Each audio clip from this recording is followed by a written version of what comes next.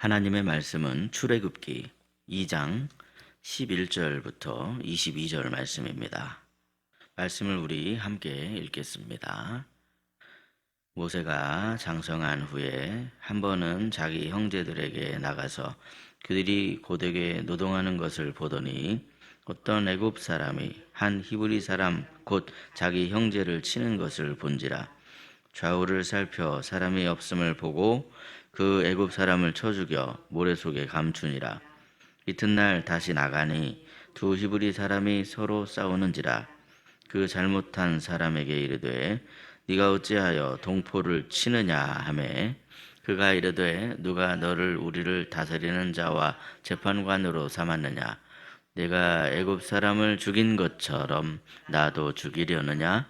모세가 두려워하여 이르되 일이 탈로 되었도다. 바로가 이 일을 듣고 모세를 죽이고자 하여 찾는지라. 모세가 바로의 낯을 피하여 미디안 땅에 머물며 하루는 우물 곁에 앉았더라.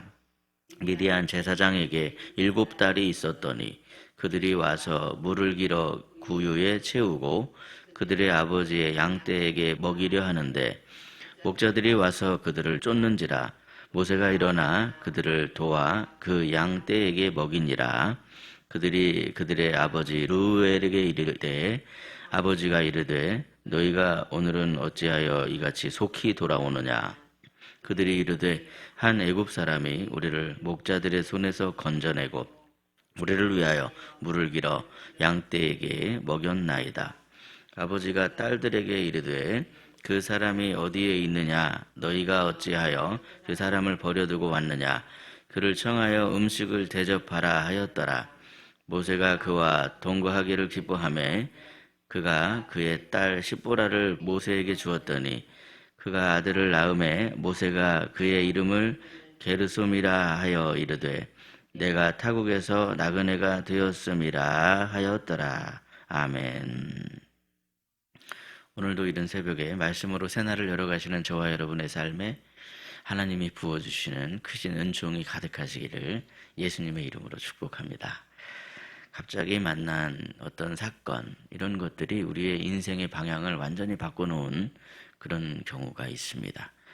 어제까지는 분명히 길이 보였는데 오늘은 아무것도 보이지 않는 그런 때가 있더라는 거죠.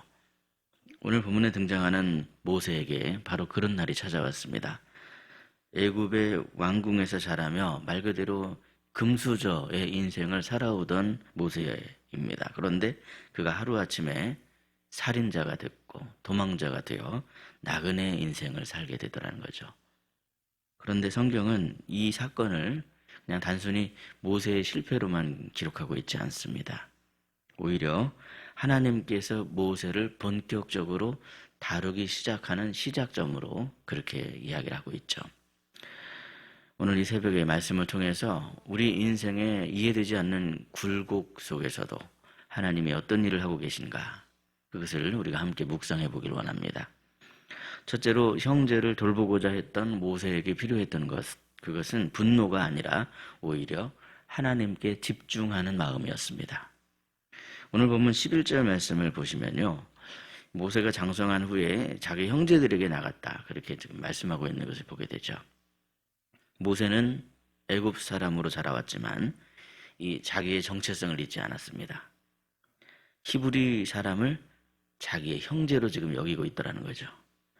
그런데 어느 날 애굽 사람이 히브리 사람을 막 때리는 장면을 보게 됩니다. 여기 때린다 이렇게 표현되어 있는 이 원어를 보면 그냥 때리는 정도가 아니라 죽을 정도로 때린다, 그런 의미가 담겨 있습니다.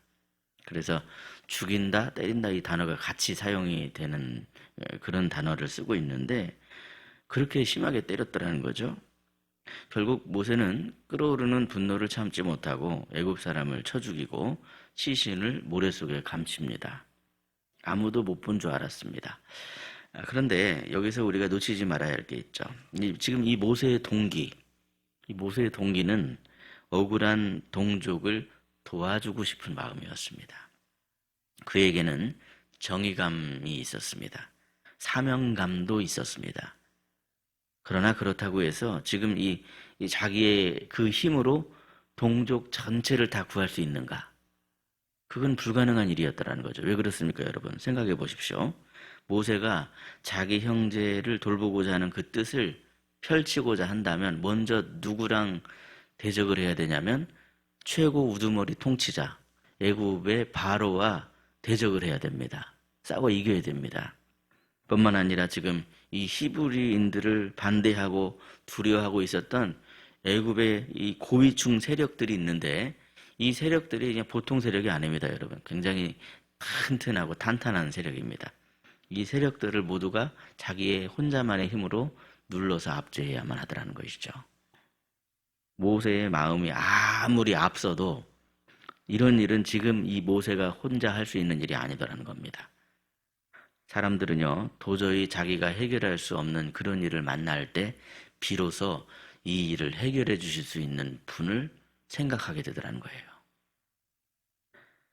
모세는요, 자기가 아무리 기를 쓰고 노력해도 자기 힘으로 동족을 구해내는 일은 이것은 불가능한 일이었습니다. 이럴 때 오히려 모세가 집중하고 바라봐야 될 분이 누구십니까? 하나님이시라는 거죠. 하나님. 사랑하는 여러분, 사람은 누구나 어떤 한계에 갇혀서 절망하고 낙심할 수밖에 없는 그런 일을 만나기도 하지만 만일 그런 상황이라도 내가 내 한계를 깨닫고 하나님을 바라볼 수만 있다면 그것이 우리의 절망적인 상황이 아니라 그걸 넘어 오히려 은혜이고 축복이로구나 하는 것을 알 수 있습니다. 그러므로 우리 삶의 어떤 한계 상황에 부닥치게 되실 때 절망만 하는 것이 아니라 거기에서 눈을 들어 하나님을 바라보심으로 말미암아 하나님이 예비하신 크신 놀라운 은총을 경험하시는 저와 여러분이 되시기를 예수님의 이름으로 축복합니다. 둘째로 우리 인생의 이 굴곡의 상향점도 있지만 하향점이 있는 게 우리 인생의 굴곡 아니겠습니까, 여러분? 그런데 우리 인생의 이 굴곡의 하향점이 하나님의 계획이 멈췄다는 증거가 되느냐? 그러진 않다는 거예요. 하나님의 계획은 우리 인생의 하향점에서도 계속되고 있다. 그 점을 우리가 알아야 됩니다. 본문 14절과 15절 보시면 모세의 죄는 금방 다 들통납니다. 동족도 알게 되었고 바로까지 알게 되었습니다. 바로는 모세를 막 죽이려고 하고 모세는 두려움에 사로잡히게 되어서 저기 멀리 미디안 광야까지 도망을 칩니다. 이 장면을 여러분 한번 생각해 보십시오. 어제까지는 왕궁의 왕자입니다. 오늘은 사막으로 도망을 치는 지금 신세입니다. 모세가 지나온 이 삶의 모든 기반이 다 무너져 내립니다. 관계가 다 끊어져 버렸습니다. 미래도 불투명하고 다 사라져 버립니다. 이때 모세의 마음이 어땠을까요? 마음 한구석에서 막 이런 소리가 들려왔지 않겠습니까? 이제 내 인생은 끝났어. 하나님이 나를 버리셨어. 내가 너무나 앞서갔구나. 그러나 여러분, 성경은 단 한 번도 하나님의 계획이 중단되었다, 그렇게 말씀하지 않습니다. 사랑하는 성도 여러분, 하나님은요, 우리가 전혀 이해하지 못하는 그런 방식으로도 여전히 계속해서 일하십니다. 우리는 이 길로 쭉 가길 원하는데 하나님은 때로는 이렇게 뺑 돌아서 가게 하실 때도 있더라는 거예요. 그러면 여러분께서는 어떠십니까?